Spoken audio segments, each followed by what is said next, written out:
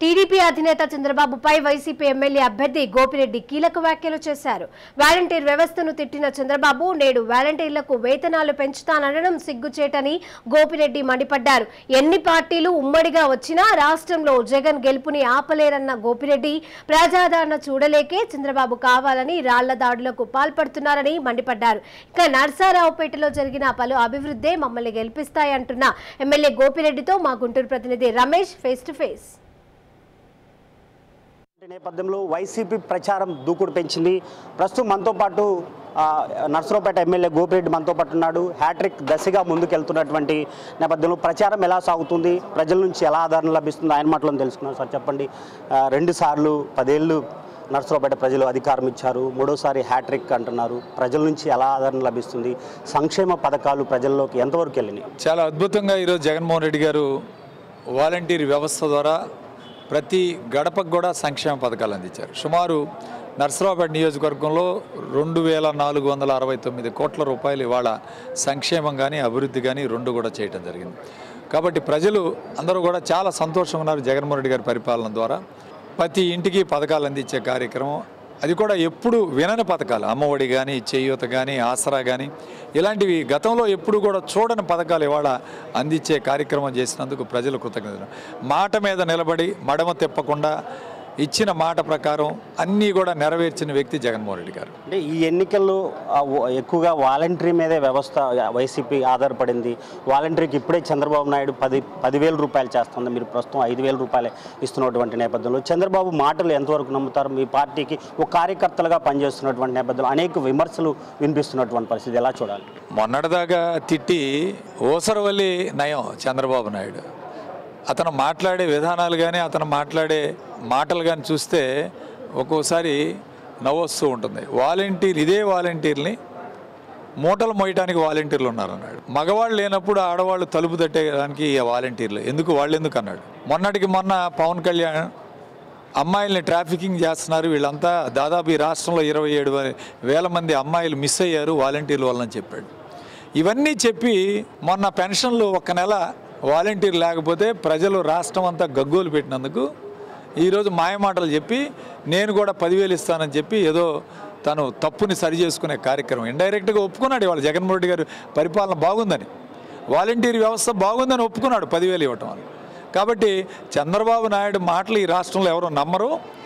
మా మేనిఫెస్టో వచ్చిన తర్వాత మా ఓట్ బ్యాంక్ మళ్ళీ పెరిగింది. 10 ఏళ్ళు అధికారం ఇచ్చారు నర్సరావుపేటలో. ఒకసారి బీజేపీ ఇక్కడి నుంచి పోటీ చేసింది. గత ఎన్నికల్లో జగన్ గాలిలో శ్రీనివాసరెడ్డి గెలిచాడు. ఈసారి 3 పార్టీలు కలిసి వస్తుంది. మీరు హ్యాట్రిక్ దశగా వెళ్తున్నారు, 3 పార్టీలు కలిసికట్టుగా ఓడించడానికి ముందుకెళ్తున్నటువంటి పరిస్థితి. ఎలా మీ ధీమా గెలుపు? ఎన్ని పార్టీలు వచ్చినా జగన్మోహన్ రెడ్డి గారి గెలుపు కానీ, నర్సరావుపేటలో మా గెలుపు కానీ ఎవరు ఆపలేరు. ఎందుకంటే 3 పార్టీలు కలయికే ఈరోజు వాళ్ళ యొక్క ఓటమికి కారణం అవుతున్నాయి. ఒక పార్టీ నుంచి ఇంకో పార్టీ ఓటు ట్రాన్స్ఫర్ కాదు, ఎక్కడ కూడా వీళ్ళలో సమన్వయం లేదు, ప్రతి చోట వీళ్ళందరూ కూడా కొట్టుకుంటున్నారు. కాబట్టి వీళ్ళ కలయిక వలన వైఎస్ఆర్ కాంగ్రెస్ పార్టీ లాభం. బీజేపీతో కలయికతో మైనార్టీ ఓట్లు, ఎస్సీలు ఓట్లు కన్సాలిడేట్ అయ్యాయి వైఎస్ఆర్ కాంగ్రెస్. దాదాపు 0.68% ఈరోజు ఓటు శాతం పెరిగిందని చెప్పి ఒక ప్రముఖ పత్రిక సర్వేలో చెప్పడం కూడా జరిగింది. కాబట్టి మాకు ఎక్కడ భయం లేదు. ఎందుకంటే మేము 5 సంవత్సరాలు కూడా ప్రతి గడపకు కూడా ఈరోజు పథకాలు అందించాం, ప్రతి ఇంటికి చేరాయి, అందరూ కూడా సంతోషంగా ఉన్నారు, ఎక్కడ కూడా ఇబ్బంది లేదు. నిన్న జరిగినటువంటి సీఎం జగన్మోహన్ రెడ్డి మీద జరిగినటువంటి రాయి దాడి, సాక్షాత్ ఒక సీఎం కంటే ఖచ్చితంగా భారీ భద్రత ఉంటుంది, ముందుగానే అక్కడ బాంబ్ స్క్వాడ్ కానీ పహారా కాయాల్సినటువంటి అవసరం ఉంది. మీరు ప్రభుత్వంలో మీరే ఉంటే ఈ విధంగా జరగడం పట్ల వాళ్ళే డ్రామా ఆడారంటూ కూడా చంద్రబాబు నిన్న గాజువాకలో తీవ్ర వ్యాఖ్యలు చేసినటువంటి, ఇది ఎలా చూడాలి? చెప్పాను, చంద్రబాబు నాయుడికి ఒక విశ్వసనీయత లేదు, మాట్లాడే విధానంలో నిబద్ధత లేదు. మొన్నే అన్నాడు మోడీని 2014లో వాటేసుకొని మోడీ గొప్ప నాయకుడు అన్నాడు. 2019-18 నుంచి మోడీని తిట్టడం మొదలుపెట్టాడు. ఇతనికి అసలు పెళ్లి లేదు, భార్య లేదు, పిల్లలు లేరు, ఇతనికి ప్రజల కష్టాలు ఏం తెలుసు అన్న మాట చంద్రబాబు నాయుడు. మళ్ళీ నిన్న చిలకలూరిపేటలో మోడీ దేశానికే దిక్చూసి మోడీ అని చెప్పాడు. అంటే అతనికి ఎప్పుడు ఒక మాట మీద నిలకడలేదు. నేను అడుగుతా ఉన్నాను, ఎవరైనా సరే కావాలని అంత దెబ్బ ఇక్కడ తగిలింది, అదే కొంచెం కింద తగిలితే కన్ను ఆ చూపు కూడా కోల్పోయేవాళ్ళు ఆ వేగానికి. ఇప్పుడు ఇది కావాలని చేసిన కార్యక్రమం. చంద్రబాబు నాయుడు జగన్మోహన్ రెడ్డి గారికి వస్తున్న ప్రజాదరణ ఓర్వలేక, ఈరోజు బస్సు యాత్రకు వస్తున్న ప్రజలను చూసి ఓర్వలేక ఇతను చంద్రబాబు నాయుడు కావాలని చేయించాడు. ఎందుకంటే చంద్రబాబు నాయుడుకి అలవాటు. ఆ రోజు వంగవీటి రంగాన్ని నడి రోడ్డు మీద హత్య చేయించడం, మరి అమిత్ షా మీద దాడి చేయించడం తిరుపతిలో, అట్లానే కోడికత్తి కేసు జగన్మోహన్ రెడ్డి గారి మీద ఎయిర్పోర్ట్లో, వైజాగ్ ఎయిర్పోర్ట్లో దాడి ఇది 4వది. కేవలం ఉక్రోషం, కోపం, మేము ముగ్గురం కలిసినా ఆయన ఓడించలేకపోతున్నామనే ఉక్రోషంతో చేయించాడు తప్ప మరొక కారణం కాదు. ఇదంతా కూడా చంద్రబాబు నాయుడు ప్లాన్ ప్రకారం చేయించాడు. ఈరోజు పవన్ కళ్యాణ్ వైసీపీ అధినేత జగన్పై తీవ్ర వ్యాఖ్యలు చేశారు. ఏదైతే మరి ఈరోజు శుక్రవారం జరిగినటువంటి ఘటన, మరి అమర్నాథ్ని ఒక బీసీ నేత అబ్బాయిని కాల్చివేశారు, చెరుకు తోటలో కాల్చివేశారు, మరి అదంతా కనపడట్లేదా అనే వ్యాఖ్యలు చేశారు. ఇది ఎలా చూడాలి? అంటే చంద్రబాబు నాయుడు నేరుగా అన్నాడు కదా, ఎస్సీల్లో ఎవరైనా పుట్టాలనుకుంటారా, బీసీలు తోకలు కత్తిరిస్తానన్నాడు.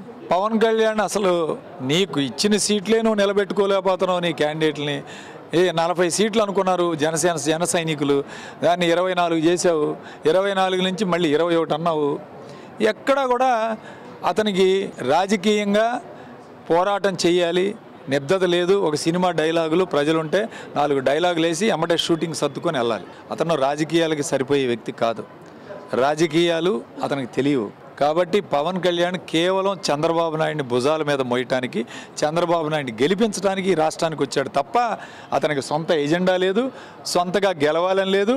పోనీ ముఖ్యమంత్రి పదవి ఏమన్నా ఇచ్చాడా చంద్రబాబు నాయుడు? ఈరోజు మరి జన సైనికులు కూడా చెప్తా ఉన్నాను, మీరు ఇంత పోరాటం కనీసం 1 సంవత్సరం అయినా ముఖ్యమంత్రి పదవి ఇచ్చాడా? మిమ్మల్ని వాడుకున్నాడు. జైల్లో ఉన్నప్పుడు పవన్ కళ్యాణ్ వచ్చి పలకరిస్తే తప్ప దిక్కులేదు ఈ రాష్ట్రంలో. మరి ఇలాంటి పరిస్థితుల్లో కూడా పవన్ కళ్యాణ్ పక్కన పెడితే ఎవరు కూడా మాట్లాడిన పరిస్థితి. ఖచ్చితంగా చెప్తా ఉన్నాను, పవన్ కళ్యాణ్ రాజకీయంగా విఫలమయ్యాడు.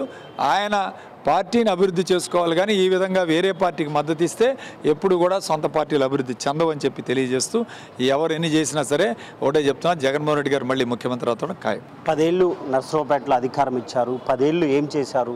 ఈసారి ఖచ్చితంగా హ్యాట్రిక్కి కొడతానంటున్నారు.